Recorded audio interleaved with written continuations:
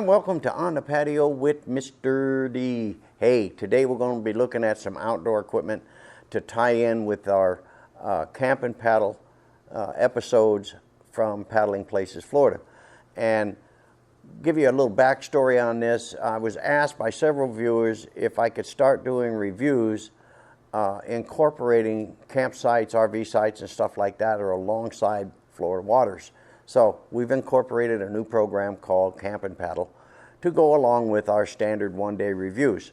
Now, what I've done in the past when I was on the road, I'd stay at hotels, and it would cost a lot of money. I mean, you do a 6-day run, you're looking well over $1,000 to go out and review 6 different rivers or creeks or lakes or whatever I'm doing.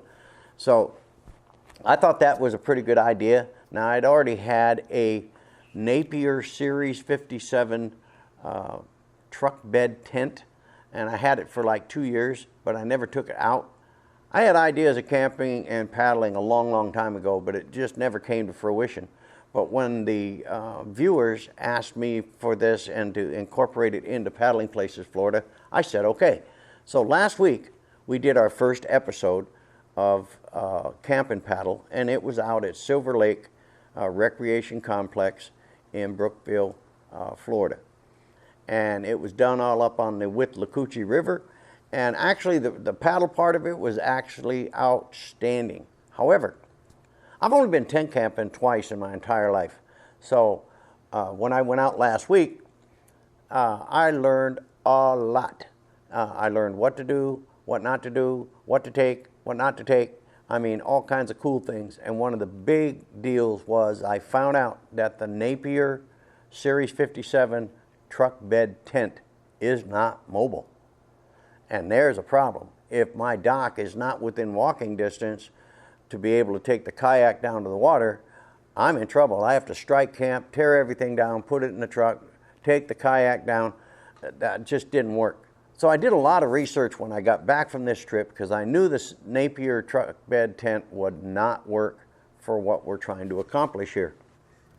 So, like I said, I did a lot of research, and one of the things I've got to understand, I'm not a spring chicken anymore. I'm 70 years old right now, and I can't have something that's extremely strenuous to set up. Now, the Napier truck bed tent, along with my other camping stuff to set the site up, took me 1 hour and 30 minutes. That's crazy, ridiculous. And I said, okay, this ain't gonna work. So again, my research was on, and then I narrowed everything down between 2 companies, Core and Coleman, and I ended up going with the Colman Instant 8. Now, their claim to fame is this tent can be set up in 60 seconds. Now, this is an 8-man tent. It's huge. It's going to definitely meet my needs, and one of the key factors in selecting this particular tent is it has a screened-in patio or screened-in secondary room, and you can partition off the other side. So if my sister's not camping with me, then I can use that as a screened-in patio and not be so available to these B-52 mosquitoes in the state of Florida. So that was a good deal. So anyway, it arrived yesterday. I'm going to be honest with you. I did a dry run. I put it up. Now, they say it can be done in 60 seconds. I wasn't doing a race. I'm not going to do a race. I'm going to show you how to set this thing up. Put the rainfly on before you set it up. Now, understand, guys, when I go out, it's just me. So whatever I'm setting up has got to be easy, accessible, and something to where I don't need a ladder or something like that. Putting the rainfly on the Napier Series 57 bed tent in the truck was a real chore. I had to come up with all kinds of weird ways to make that work. This way, I looked at this and I said, okay, if I'm in the point where I've got the roof construction already done, and I mean, this takes a matter of 15 seconds to put the roof of this particular tent in its pre-form. Then I'm going to put the rainfly on, then I'm going to lift the rest of the tent up. Will it work? I don't know. I haven't done it yet. So we're going to go outside and do that. Now, quality, one of the reasons I picked this particular tent is that the outside quality for rain protection and stuff like that looks to be really, really good. It's got good reports as far as durability and rain protection, but I don't trust anything, so that's why the rainfly. Now, granted, it does not come with a rainfly. That's a separate purchase. Kind of a bummer, but hey, that's okay. Now, I bought this tent through Amazon Warehouse Deals. That's at a reduced price, but you don't know what you're getting. Pig in a poke. What I found out was this person lived in some very, very, very hard ground. Almost every tent peg was bent. That tells me that the quality of the tent pegs that the stock tents come out with will not work. Now, so what I done is I picked up some proper tent pegs and proper staking material, and this nasty thing. This is the ability to drive in your stakes with the hammer portion, to pry up from here, and then to lift from this metal hook on the back. So that's going to make it really easy for me just to reach down, pull the stakes up, and then go on to the neck. Now there's 8 of these stakes used just to stake out the tent once it's in its up position. And then you've got 4 more, which is your guy lines, if you want to put them up. Now, I'm going to put them up. It just makes sense to do it. I want rigidity, and like I said, Florida weather, it changes every 10 minutes. If it's raining, wait 10 minutes. It's going to be out, and it's going to be nice. One of the things I did do is I upgraded the tent stakes to something like this. These are pretty cool, and you can either tie your guy lines through this hole or hook it around this, put it at a 45-degree angle, use your little hammer, knock it in. You're all good, because these are cheap and flimsy, and they're going in the trash as soon as this video is over.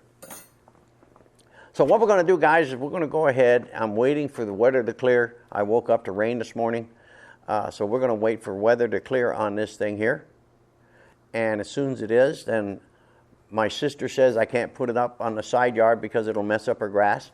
So she banished me to the backyard to put up the tent because I want to put the ground cloth on. So basically what I want to do is walk you guys through the setup process. If it's one person, don't worry about this 60-second setup stuff. Now, it is pretty cool that it goes up as easy as it does, because I found that out yesterday. I was very impressed. But there's a lot of other things I want to talk about, good things, bad things. So, hey, we'll be back in a bit. All right, guys, here we go. We're going to go ahead and put this bad boy up. Now, the rain flies over here, the tent stakes. I went ahead and put the ground cloth down. But the first thing to do is unpack this thing. One of the first things I noticed right away is that the supplied webbing straps that they have here are not buckled. So that's going to be something I'm definitely going to put in. I'm going to, as soon as this is all done, then I'm going to create a set of buckle clips so I can cinch it, because getting this back into its original form is kind of a chore. Well, basically, all you do is lift it out of its case, untie the ties. So the first thing you do is you got to locate your door. There's the door right here. So you want to spin this so it's like that. Now just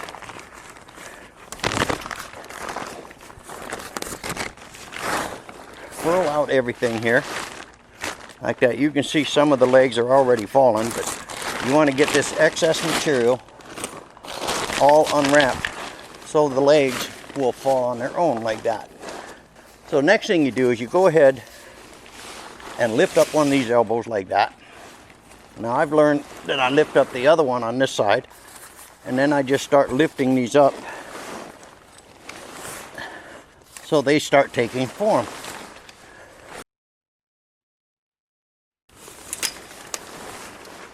Something like that. Then 4 of the 6 poles extend. Go up here and you pull it out until you hear it click. This one, no extension. You can see it starting to take form now. Extend this one and buttons all pop in. Now, kind of just set up your legs where it has some form, because we're going to put the rainfly on now. Now, if I remember right, there's a word called back on this rainfly. Where's that? Right here. You find that, and then you know what the back of your rainfly is. So what we're going to do is go ahead and pre-drape this over the tent frame. This makes it a lot easier than stepping on a high ladder. Now, I don't know how long this is going to take. I haven't done it. This should be the front right here. Now what I'm going to do is just kind of temporarily connect this right now, just to here, and then go to the other side and do the same thing. Because when I lift this up, this stuff will slide with me. It'll actually be like this. Now I should be able to walk the fly right over.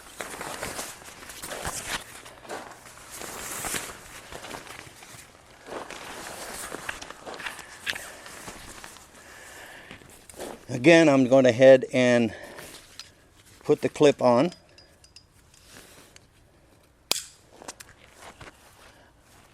And already I've noticed that the setup time is a whole lot faster than a standard tent. Okay. Now what we're going to do, guys, is we're going to extend the legs and get them up, okay? So all you do is grab here and pull. When you're ready to extend the leg, unclip the rainfly and then extend it until you hear it click. There's the first one. Now I'm going to take this clip and put it right here. Go to the other side. Do the same thing. Unclip this. It just helps me get this rainfly up. Okay. Now I'm going to run to the back because it might fall on me.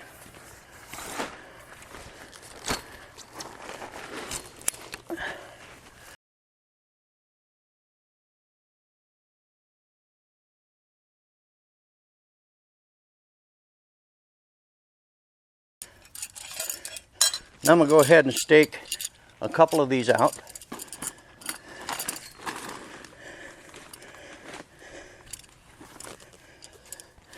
Get this a little bit more forward. There we go.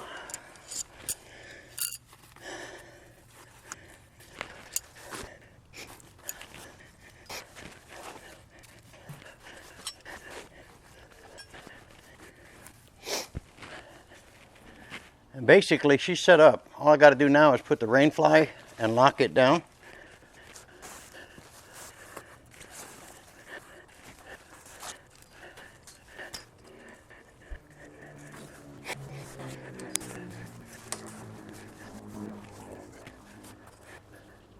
And there you go. This is basically all set up now.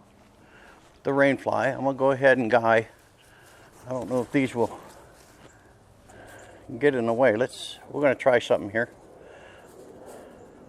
I'm going to untie one of these bundles and see if this guy line is going to interfere with. If I put it like that, it won't. Okay. Now this has got several guy lines to be able to guy down your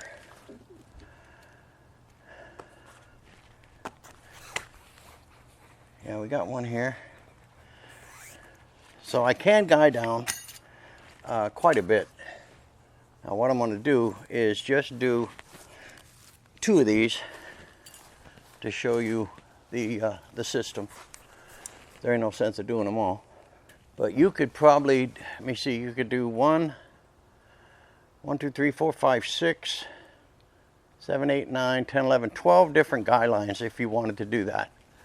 I'm just going to do 2 for demonstration reasons.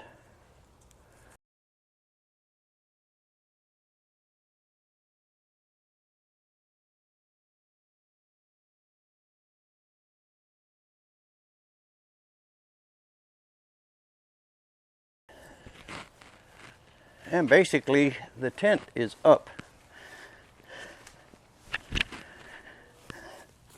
It's got 2 very large doors and what I call a screened in room.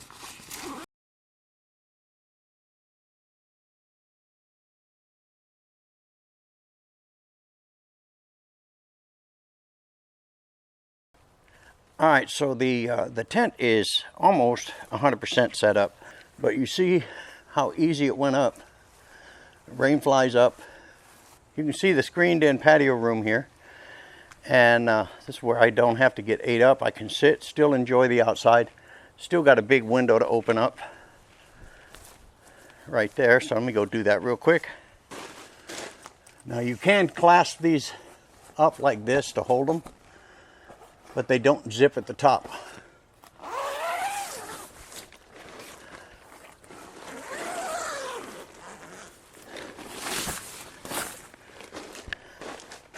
Now you can see how much flow ventilation there is.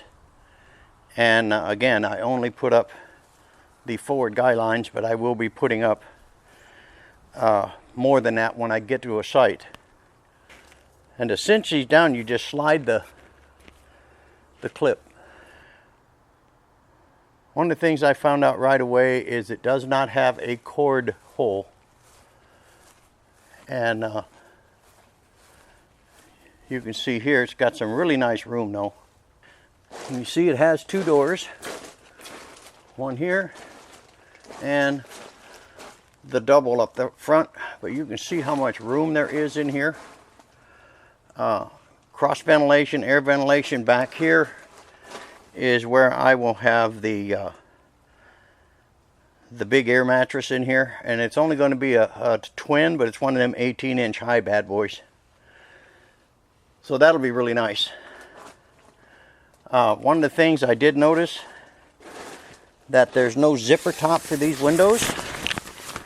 That concerned me at first, but I saw the little clip thing up here. And then with the rain fly down, you should be good to go. You got enough overlap there. You shouldn't have any real problems. Let's see here.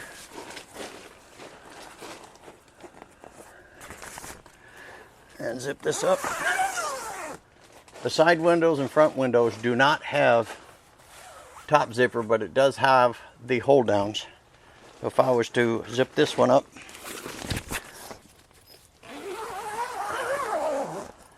and this one, and then take this and put it into place.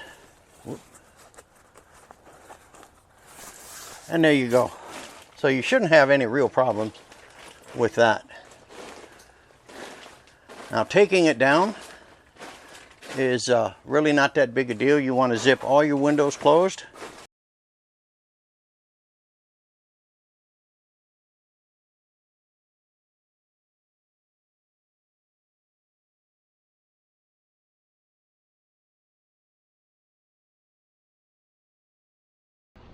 Well guys, that's the assembly and disassembly of the Coleman Instant 8. It is definitely easier to get up than it is to put away. But hey, this thing works really great. So we're going to get out of here and finish this up on the patio. We'll be back in a bit. Well, hey guys, we're going to wrap this thing up. Now today we looked at the Coleman Instant 8. How easy it is to set up, get the rain fly on, using one person. And that's the key with me. There's only one of me. So when I'm putting this thing up, they say it's 60 seconds. Okay, it's 3 to 5 minutes for me, but that's awesome. I mean, that sure beats the heck out of my truck bed tent that took almost an hour just to set up the tent portion. It's a pain in the butt. So this was a super, super welcome change. Plus it has the screened in room where I don't have to be with these Florida B-52 mosquitoes that come in and just eat you alive. Even with off and all the repellents on, they still figure out how to get you. So I'll be sitting on this very open screened in room as part of this tent. Has the partitions that enables me to set up my boudoir area where I can get my sleeping stuff and be able to zip this thing down and really get some awesome airflow. It's got 9 windows in it. So let's take on some of the pros and cons on this thing. First thing I'm going to do is the pros. Material workmanship is really great. I've got no complaint with the material workmanship.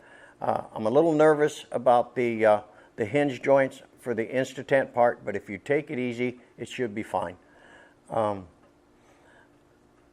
They have a nice floor. They have a great sidewall construction, roof construction. The materials are really awesome. I've never felt material like that. When I was rolling the windows down, I said, wow, I've never felt material like this. It's not like a nylon, it's a coated something. I don't know what it is, but it's pretty cool. And I know it's going to be really, really good for inclement weather. So that's a good thing, because this is Florida and weather changes every 10 minutes. So you got to know that going in. So it has 2 doors, which is definitely a pro. I can keep the screened in room already closed down, and I can go out through the back to go do what I got to do. It has more than enough guy and stake down points on this tent to hold it securely in place. Not a big deal. People say, well, I'm going to do it without guying it down. Hey, go ahead. I don't want to get up at 3 o'clock in the morning trying to hold my tent in place. So I'm going to take the time to guy it all down, do its thing. Now, some of the cons are there is no electrical cord inlet route for this particular tent. Core has them. Some of the other companies have it to where you can take a cord and run it in the corner of the tent and then feed power to your tent. But there is a way to do it. I saw it today where the double doors come together. There's a Velcro tab down there, and I can see where I could route it in there and then run it up the side. So I'll be okay. So it shouldn't be a problem running power down to the side, because I want to be able to run a small plastic fan in there to keep air circulating, even though there's 9 windows in this thing. But at night it gets damp out here and it's humid, so I want to keep them getting really wet too. And it also gets cold here in Florida, believe it or not. During the wintertime it gets cold, cold, cold. So I have a small portable heater that I would keep in there to keep the moisture down and keep the temperature comfortable. So I'll be taking that later in the year when it gets cold. But that ain't much, like 2 days, but that's about it. And one of the other cons I ran across, and I don't know if it's a real con, but I think it could be, is several of the windows in there, especially in the screened in room, they do not zip all the way around. The bedroom ones do, but the ones in the screen room don't. They just zip straight up like this, and they have about a 3-inch overlap where it overlaps up above the screen, kind of blocking any wind that's coming in. But if you're getting some sideways rain with some pretty heavy winds, I can see how that could pop in there. Hence the reason I purchased the rainfly, because we get sideways rain here all the time, and I definitely don't want to have a flood inside the tent. Ain't cool. So it does have these little clip things that comes down, and you've seen them. It's how you it's a little T, and there's a loop, and you run the plastic T through there and it holds it. Now they did that on the upper parts of those windows to kind of hold them in place. That should work out really well. But again, there are several of the windows that do not zip all the way around. The 2 bedroom windows zip all the way around, and the rear door windows zips all the way around. However, the other windows in the screen room, I guess you could call it, they don't. They zip up on each side like this, and then they have the little clip that holds it into place. So I don't think it's going to be a problem with the rainfly, but if you don't have the rainfly and you're getting some pretty good wind with rain, you could get some leakage in through that. But I'm not really sure. It's just a thought on my part. The other cons is the tent pegs that they supply are garbage. Take them, throw them away, get some good ones, because you don't know what kind of ground you're going to be staking into unless it's the place you always go to. I never know, because I'm going to a different place every single time. So I want to make sure I have a very good stake hammer and stake puller and good stakes and enough stakes to guy this whole thing down. Now you figure, it's got 6 guy lines on the tent. It has 8 guy points on the tent base, and then another 6 on the rainfly. So that's a lot of guy points. That's a lot of stakes. But am I going to do it? You bet I am, because I don't want to wake up at 3 o'clock in the morning trying to hold down my tent. So I'm going to do that, and it shouldn't be that big a deal anyway, and plus it'll look cool as hell. So anyway, guys, I think this tent is going to really, really, really work out for me. Now, the cool thing about this thing, it has the room divider, so if you're taking somebody with you, you can have privacy by putting up the room divider and all that kind of stuff. And then if it's just you, I mean, that's a lot of tent just for one person, but you can have your back section all camped up and ready to go, and the air mattress and all that stuff, and you don't have to rummage around in that when you're coming into the tent. You've got that screened in room, which will be really excellent to just sit there, maybe have your computer if that's what you're doing, or laptop, getting some work done or whatever, and you're doing it right there, not being subjected to the, again, the B-52 Florida mosquitoes. And they come in, you can hear them, man, they hit you, and they hit hard. And then you have fire ants out here. I got bit 6 times last weekend by fire ants. So one of the other things I always recommend that you put around the base of your camp area, around your tent, is called Yard Guard, and it's by Raid. Run a bead of that all the way around, or a fog. It's a fogger, basically, and you're going to run that around the base. That'll keep you bug-free for the time you're camping there, so it should be awesome. So anyway, guys, we hope you enjoyed this video. Hope it was informative for you. We'll see you on the next one.